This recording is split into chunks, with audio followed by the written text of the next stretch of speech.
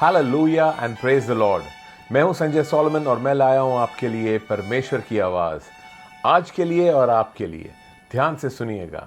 हमारा आज का वचन होशे की किताब से है, उसका 6वां अध्याय और 6वां वचन। ध्यान से फॉलो कीजिए। 6वां वचन कहता है, क्योंकि मैं बलिदान से नहीं स्थिर प्रेम ही से प्रसन्न होता हूँ और होम बलियों से अधिक यह चाहता हूँ कि लोग परमेश्वर का ज्ञान रखें। फिर से सुनिएगा एक बार इसको ध्यान से। परमेश्वर कह रहे हैं यहाँ पे कि मैं बलिदान से नहीं स्थिर प्रेम ही से प्रसन्न होता हूँ और होम बलियों से अधिक यह चाहता हूँ कि लोग परमेश्वर का ज्ञान रखें। तो कुछ चीज़ों की यहाँ पे बात चल रही है और हमें थोड़ा सा इसको अनपैक करना पड़ेगा। यहाँ पर एक तो बात चल रही है, बलिदान की बात चल रही है, और फिर एक स्थिर प्रेम से प्रसन्न जो होता है परमेश्वर, उस स्थिर प्रेम की बात चल रही है। फिर होम बलियों की बात चल रही है और परमेश्वर के ज्ञान की बात चल रही है। और इन चीज़ों को समझना हमारे लिए ज़रूरी है, बिकॉज जब बलिदान की बात करते हैं तो कई तरह के बलिदान होते हैं। एक तो वो बलिदान होता है जो एक शायद हम दो दोस्त एक दूसरे के लिए करते हैं शायद, या फिर एक पति अपनी पत्नी के लिए करता है कि जब मालूम पड़ता है कि ओके मेरी पत्नी का बर्थडे आ रहा है तो कुछ पैसे बचाना शुरू करते हैं, क्योंकि एक तोहफा देना है। और पैसे जो बचा रहे हैं, शायद पत्नी अपने पति के लिए बचा रही है पैसे, और जो पैसे बचा रही है तो कुछ अपनी खुशियों को कुर्बान कर रही है, उसमें बलिदान कर रही है। वो कुछ पैसे खर्च कर सकती है अपने ऊपर, या पति अपने ऊपर पैसे खर्च कर सकता है, लेकिन वो नहीं करता है, बचा के रखता है। फिर एक गिफ्ट लेकर के आता है, अपनी पत्नी को देता है। उसने ये गिफ्ट जो है एक बलिदान के ऊपर स्थापित है। उसने एक बलिदान किया है वो गिफ्ट लाने के लिए। तो ये एक तरह का बलिदान है।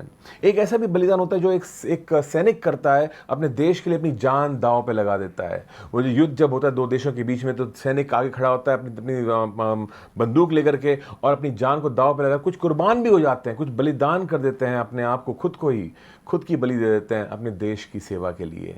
ये भी एक तरह का बलिदान है। एक बलिदान है जो यीशु ने किया, जो हाईएस्ट लेवल का बलिदान है शायद, कि यीशु जो परमेश्वर है उसने आकर के मनुष्य के लिए अपनी जान दे दी, मानव जाति के लिए, पूरी दुनिया के लिए, कि मैं मर रहा हूं, मैं सजा काट रहा हूं, तुम्हें काटने की जरूरत नहीं है, तुम मुझ में विश्वास कर सकते हो और अपने पापों से मुक्ति पा सकते हो। तो ये एक तरह का बलिदान था। ये तरह तरह के बलिदान होते हैं। एक बलिदान ये भी होता है कि मैं शायद जब सब लोग घूमने फिरने जा रहे हैं, पिकनिक पे गए हैं, कुछ अपने अपने काम में लगे हुए हैं, लेकिन मैं अपना समय परमेश्वर को दे रहा हूँ और मैं वो समय बिता रहा हूँ मैं परमेश्वर की बातों को सीखने के लिए, बाइबल पढ़ने के लिए, दुआ करने के लिए। एक बलिदान है।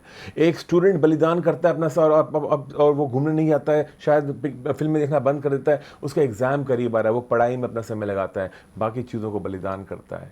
मदर टेरेसा ने एक बलिदान किया, अपना जीवन पूरा अर्पित कर दिया गरीबों की सेवा के लिए। वो भी शादी करके शायद एक परिवार का सुख भोग सकती थी, और उसने वो बलिदान कर दिया और सैक्रिफाइस किया। तो ये तरह तरह के बलिदान है, और परमेश्वर कह रहा है ये बलिदान अच्छे हैं, बुरे नहीं है, ये बलिदान अच्छे हैं, लेकिन वो कह रहा है ये बलिदान से ही मैं प्रसन्न नहीं होता हूं, इसके साथ में मुझे चाहिए स्थिर प्रेम, स्थिर मोहब्बत चाहिए। ऐसी मोहब्बत नहीं जो आज है और कल नहीं है। ये मोहब्बत वो नहीं जो बदलती है, लेकिन वो मोहब्बत जो बनी रहती है।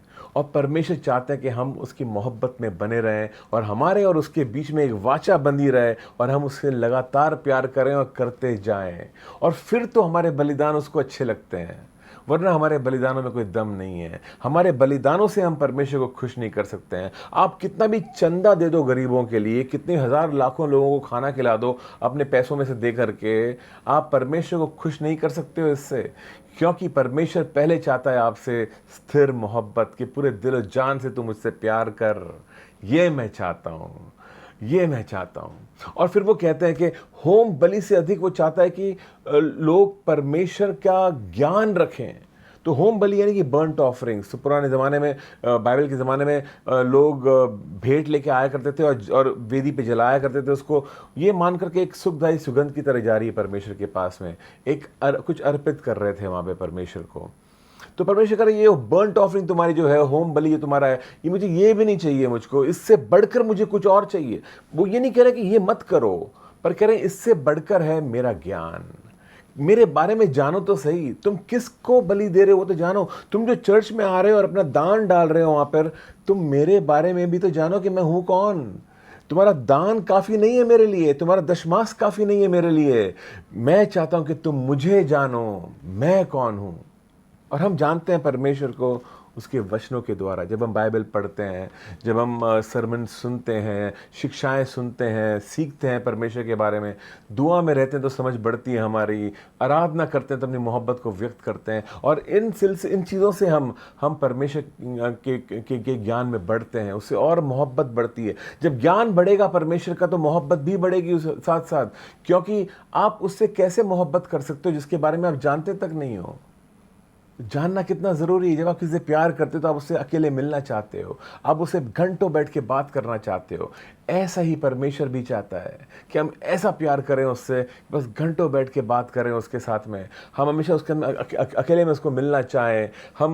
हमारे दिल में हमेशा इच्छा हो कि मैं कब मिलूँ प्रभु से, मैं कब मिलूँ उससे।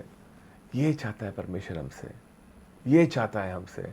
तो वो ये नहीं कह रहा है कि बलिदान मत करो, वो ये नहीं कह रहा है कि होम बलि मत करो, दान दशमांश मत डालो, या एक दूसरे के लिए गिफ्ट्स मत लाओ। वो ये सब नहीं कह रहे हैं। वो कह रहे हैं कि ये सब करो, लेकिन इसकी बुनियाद होनी चाहिए मोहब्बत। पूरे दिल और जान से मुझसे प्यार करो, और ये प्यार तब आएगा तुम्हारे दिलों में जब तुम जानोगे मेरे बारे में। तो आओ और मेरे बारे में जानो। और मैं आपको एनकरेज करना चाहूँगा आज कि थोड़ा सा समय आज निकालना, थोड़ा सा कुछ पढ़ना, एक भजन संहिता का कुछ एक चैप्टर पढ़ लेना, सिर्फ जानने के लिए कि तुम्हारा परमेश्वर कैसा है।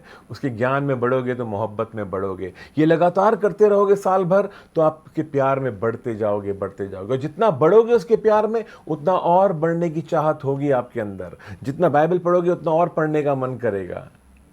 सो आई जस्ट बी एनकरेज्ड आज के दिन, और प्रभु के बारे में थोड़ा सा समय निकालो, प्रभु के सामने बैठो, और मे बी 10 मिनट से शुरू करो, 5 मिनट से शुरू करो, पर एक शुरुआत ज़रूर करो।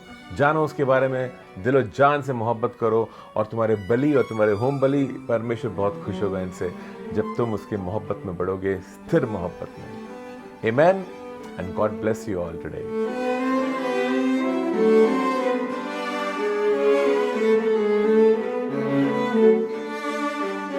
Thank you.